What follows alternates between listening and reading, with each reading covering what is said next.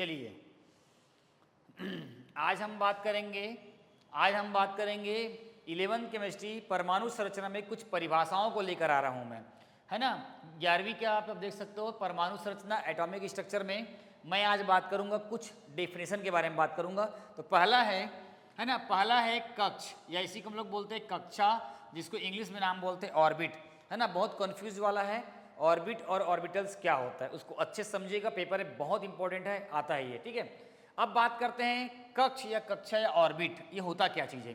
देखो ये परमाणु का नाभिक है, ये परमाणु का आपको पता है नाभिक है, और ये उसका कोष होता है, और ये कोषों में जो इलेक्ट्रॉन पाया जाता है ना, ये जो कोषों में इलेक्ट्रॉन पाया जाता है, ये कोष में जो इलेक्ट्रॉन जो रहता है ये अक्षीय गति और ये कक्षीय गति दोनों करता है ना, अर्थात वित्तीय गति करता है। तो कक्ष और कक्षा की परिभाषा क्या हो जाएगा, मैं आपको बताना चाहूँगा, क्या बता जाऊँगा परिभाषा हम लोग क्या लिखेंगे, किसी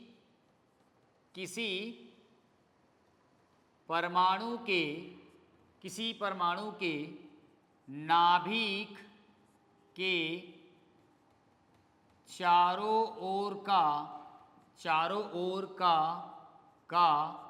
वह, ध्यान समझना, किसी परमाणु के नाभिक के चारों ओर का वह द्विविमीय, 2 डायमेंशनल, है ना, द्विविमीय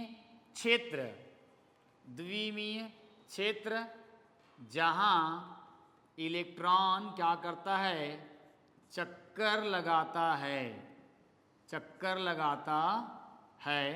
क्या कहलाता है, कक्षा कहलाता है। ध्यान समझिएगा, बहुत इंपॉर्टेंट परिभाषा है, पेपर में आता है ये जो मैंने बात किया वो किसका है, ऑर्बिट का है। किसी परमाणु के नाभिक के चारों ओर का वह द्विविमीय मतलब समझ रहे हो, 2 डायमेंशनल, क्लॉकवाइज या एंटी क्लॉकवाइज, समझ में आ रहा है। तो द्विविमीय क्षेत्र जहां इलेक्ट्रॉन क्या करता है, चक्कर लगाता है, वो कहलाता है कक्षा कहलाता है। ये देखो ये इलेक्ट्रॉन है, ये इलेक्ट्रॉन इसी में अपने ऑर्बिट में ही क्या करेगा, वो चक्कर लगाएगा, इसी में चक्कर लगा रहा है वो, इस टाइप पे चक्कर लगा रहा है, ऐसा नहीं कि कूद के कहीं चला जाएगा ना, वो ये इसमें ही चक्कर लगा रहा है, वही कहलाता है आपका, क्या कहलाता है, आपका ऑर्बिट कहलाता है। परिभाषा एक हो गया। चलिए अब मैं आपको बताता हूँ दूसरा, ये परमाणु है, ये न्यूक्लियस है, और ये न्यूक्लियस का ये चारों ओर का क्षेत्र ये कहलाता है आपका ऑर्बिटल कहलाता है। क्या कहलाता है, ऑर्बिटल। तो इसका परिभाषा हम लोग कैसे लिखेंगे, मैं आपको परिभाषा लिख रहा हूँ, ऑर्बिटल का परिभाषा लिख रहा हूँ, ठीक है। क्या लिखेंगे, सेम वही है, क्या लिखेंगे, किसी परमाणु के नाभिक के चारों ओर का वह, नाभिक के चारों ओर का वह, किसी परमाणु के नाभिक के चारों ओर का वह त्रिविमीय, 3 डायमेंशनल, त्रिविमीय है ना। किसी परमाणु में नाभिक के चारों ओर का वह त्रिविमीय क्षेत्र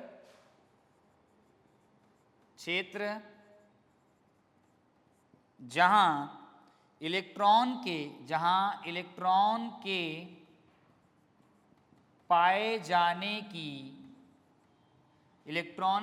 जाने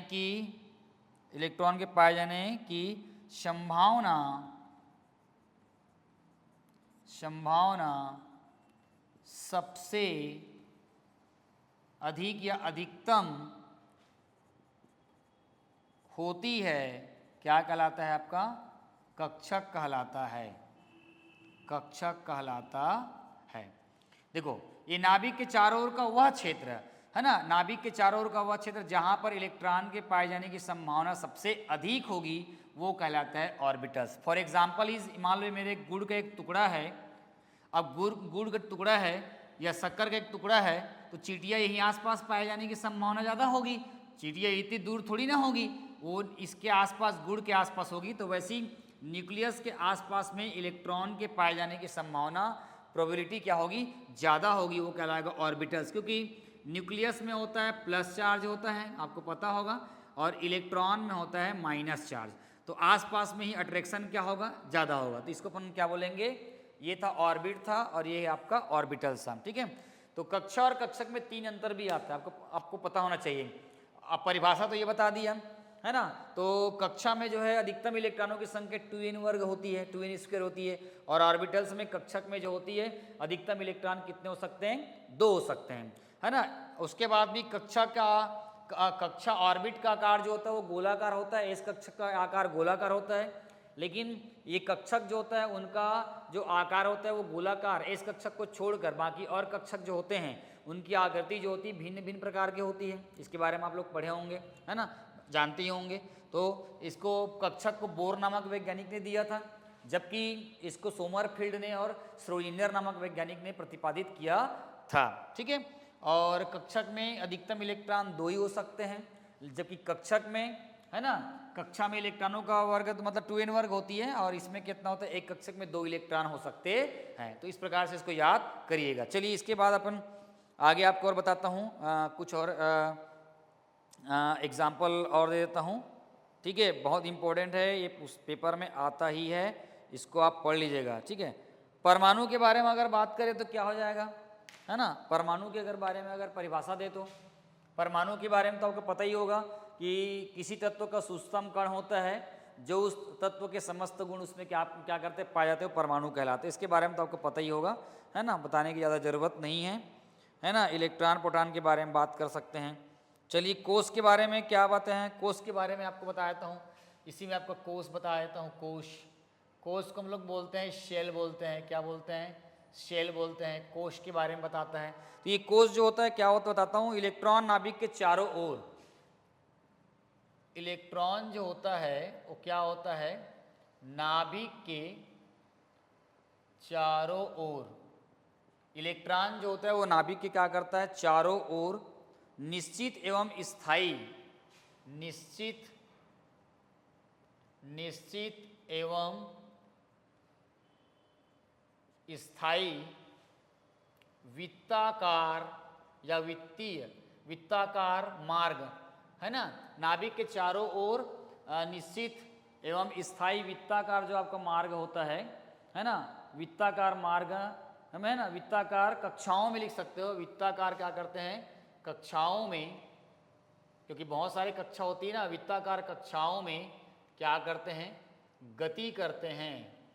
क्या करते हैं, गति करते हैं। क्या कहलाता है, आपका सेल कहलाता है। वृत्ताकार कक्षाओं में चक्कर लगाते हैं। इन स्थायी वृत्ताकार कोषों को क्या बोलते हैं, कोष, या क्या बोलते हैं, ऊर्जा स्तर कहते हैं, या और लिख सकते हो, है ना। इन स्थायी कक्षाओं को हम लोग क्या बोलते हैं, या तो कोष बोलते हैं, कोष, या क्या बोलते हैं हम लोग इसको, मुख्य ऊर्जा क्या बोलते हैं हम लोग, स्तर कहते हैं। ये आपको याद कर सकते हैं। देखो इलेक्ट्रॉन नाभिक के चारों ओर, ये आप देख सकते हो, ये जो इलेक्ट्रॉन है ये नाभिक के क्या कर रहा है, चारों ओर, है ना, निश्चित और स्थायी वृत्ताकार कक्षाओं में। एक तो लिखा हूँ, यहाँ पर तो बहुत सारे हो सकते हैं, ये 1 हो सकता है, ये 2 हो सकता है, ये 3 हो सकता है, बहुत सारे वृत्तीय कक्षाएं क्या हैं, संभव है। तो वृत्ताकार कक्षाओं में गति करते हैं। इन स्थायी कक्षाओं को कोष, ये पहला कोष, ये दूसरा कोष, ये तीसरा कोष या मुख्य ऊर्जा स्तर, ये पहला कोष को पता है K, L, M और N बोलते हैं, है ना। और मुख्य ऊर्जा स्तर को बात करें तो N1, N2, N3 और N4 कहा जाता है। तो ये जो मैंने आपको बताया है ये किसके बारे में बता रहा है, आपका कोष के बारे में बता रहा है, ठीक है।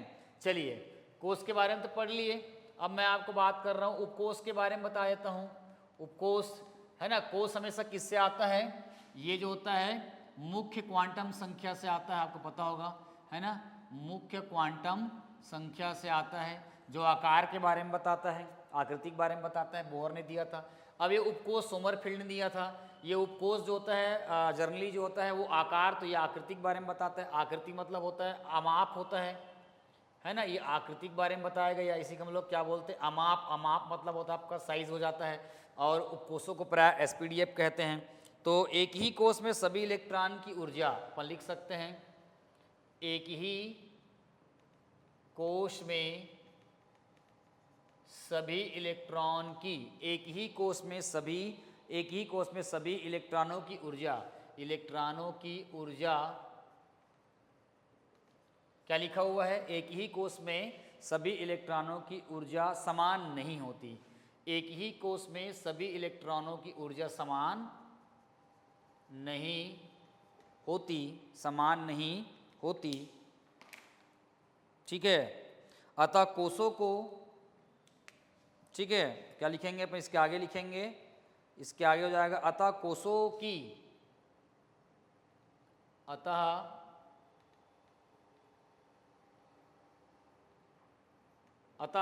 की यहाँ पे क्या लिखेंगे कि कोषों को विभिन्न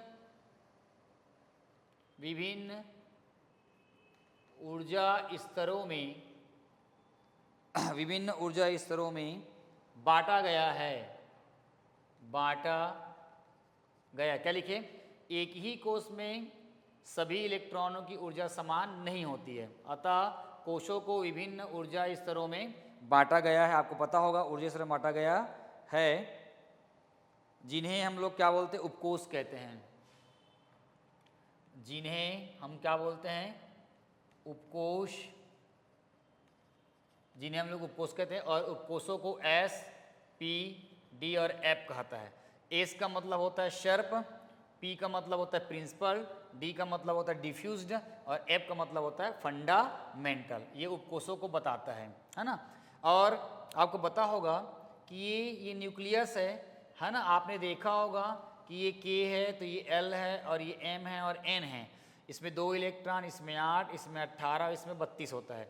उपकोष में दोनों बराबर होता है। ये एस है, ये एस पी है, ये एस पी डी है और एस पी और आपका डी और एफ है। एस में 2 इलेक्ट्रॉन, 2, पी में 6 तो ये 8, डी में 10 तो ये हो जाएगा 18 और ये हो जाएगा 32। ये आपस में क्या होते हैं, बराबर होते हैं। ऊर्जा इस तरह अलग अलग होती है ना। इसकी ऊर्जा अलग होती है, इसकी ऊर्जा अलग होती है, इसकी ऊर्जा अलग होती है, इसकी ऊर्जा अलग होती है। समझ में आ रहा है।